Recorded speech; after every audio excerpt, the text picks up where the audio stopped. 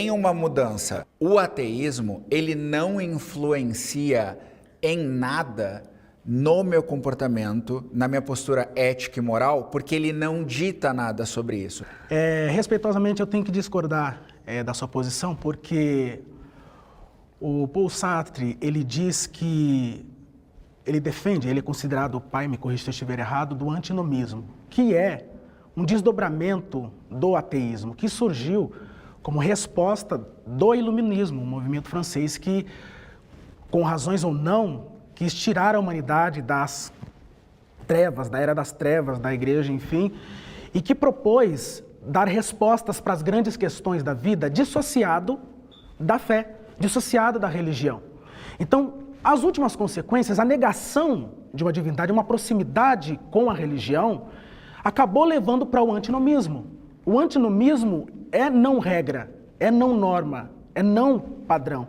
Mas por que a minha resposta sobre ateísmo e a minha forma de não crer, você traz Sartre, por exemplo, na sua citação, quando eu não estou alinhada com regramentos ou com pensamentos ou com formas de fala de Sartre? Diretamente não, Michel. Não é diretamente não. Não é diretamente não. Porque, por exemplo, se eu não sei nem que Sartre falou isso, vamos supor, eu sou uma completa ignorante, eu nunca ouvi que Sartre falou isso, tá? E ainda assim me afirmo ateísta. A sua afirmação ao dizer que diretamente você não está, mas você está fazendo sem conhecimento pretérito algum, apenas por eu dizer não acredito em Deus, que eu tenho que assinar, que eu tenho que subscrever nesses regramentos, sendo que eu estou falando que justamente eu sou uma ateísta e a única coisa que eu faço é não aceitar que existe um Deus. O ateísmo é uma condição filosófica, ok? Então está na conceituação abstrata. Mas essa conceituação abstrata, ela parte dessa conceituação para casos concretos, que é pessoas como a Michele, que se comporta. E esse comportamento não tem como ser neutro, ele tem que pressupor.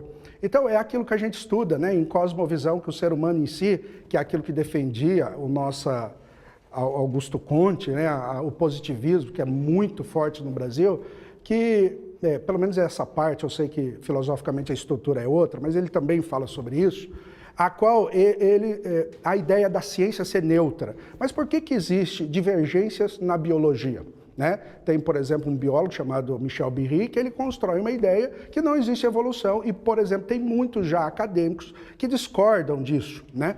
Tudo bem, mas há divergência, não é o caso que eu estou apresentando para a gente discutir. Mas a questão não tem como, nesse caso concreto, Michele em si, construir a sua ética a parte daquilo que fundamenta a sua estrutura. Então, constrói lentes, por exemplo. Na realidade, se eu perguntar rapidamente, que cor que é aquela parede ali? Michele. E todos aqui? Eu percebo ela branca. Percebe ela branca. E ela é branca. Tá, não, tudo bem, perfeito, perfeito. Mas eu percebo ela branca. Não, tá ok. Mas, de certa forma, é um caso objetivo. De certa forma. Mas se eu perguntar, você acha ela bonita ou feia? Eu não tenho opinião pela parede. Tá parede. bom, mas, por exemplo, eu não tenho opinião que é um caso subjetivo. Então, repare que a gente está trafegando, dependendo da pergunta, um caso objetivo e subjetivo. Então, assim, nós, para avaliar subjetivamente, nós colocamos lentes, por isso que nós estamos discordando. E se não houvesse um valor objetivo, nem faria sentido o debate. Porque se não houvesse valor objetivo, fecha aqui, termina tudo. Porque se cada um pensa de uma forma relativa, por que eu vou querer colocar os meus ideais de certa forma em outro alguém? Ser neutro é utópico. Não, mas você consegue compreender o raciocínio? Pelo menos, mas vou fazer uma colocação que ela é um pouco mais quente. Eu acho que você fez um samba filosófico agora na minha cara. Porque o que eu falei? Samba filosófico. Eu pedi uma... Embora seja um espantalho, né? Não, o que eu quero dizer samba filosófico é porque eu pedi uma relação... Fala malabarismo semântico, é melhor. Eu pedi... da estrutura filosófica. Tudo bem. Eu pedi uma relação causal. Causa e efeito. Em que momento... Não falei de nexo causal? Mas foi a minha pergunta, porque a pergunta, o prompt, é que o ateísmo leva a isso. Então, tem que haver uma relação causa e efeito. Eu posso responder sucinto? Claro, mas deixa eu concluir. como que eu, Michele, ao dizer não acho que existam evidências para Deus, não acredito na afirmação Deus existe, como que a partir desse momento há diretamente? Essa é a causa, portanto, o efeito, a partir dessa causa, é relativizar tal coisa. Se a gente usar, como você falou no caso de Sartre, Sartre ele vai dizer o seguinte, o ser humano é o único ser que primeiro a existência precede a essência. Então ele diz, tudo no mundo primeiro tem uma essência, uma ideia. Porém, no caso do ser humano, a gente primeiro existe e a gente constrói a nossa existência, a nossa essência depois de existir, certo? Agora, se o ser humano é mau, se o ser humano relativiza, se o ser humano não chega num acordo, é um contrassenso do cristianismo, porque a Bíblia diz que nós somos imagem e semelhança de Deus. Se nós somos imagem e semelhança de Deus, tem alguma coisa errada, porque 99% das pessoas que estão nos presídios, assassinos e estupradores, professam alguma religião. Teologicamente você sabe a resposta. Isso é um dado. Isso é um dado. Teologicamente você sabe a resposta. Isso é um dado. O chileno é teólogo e ele tem que completar a frase sobre imagem e semelhança. Inclusive Nietzsche, que deu a base pelo niilismo do existencialismo. Aqui, ó. Né? Nietzsche. Nietzsche. Mas e o que, Freud.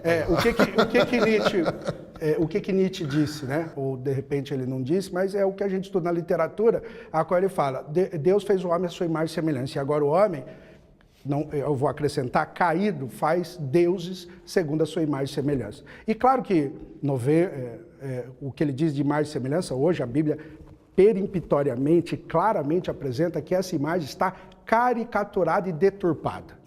Então, esse é o ponto. Então, a gente não pode dizer que o homem é imagem e semelhança de Deus e porque ele está fazendo coisas maus e Deus, então, entretanto, é mau. Não, pelo contrário, a Bíblia está afirmando que ele, nessa condição moral, não ontológica, mas moral, ele caiu. Por isso, ele deturpou isso.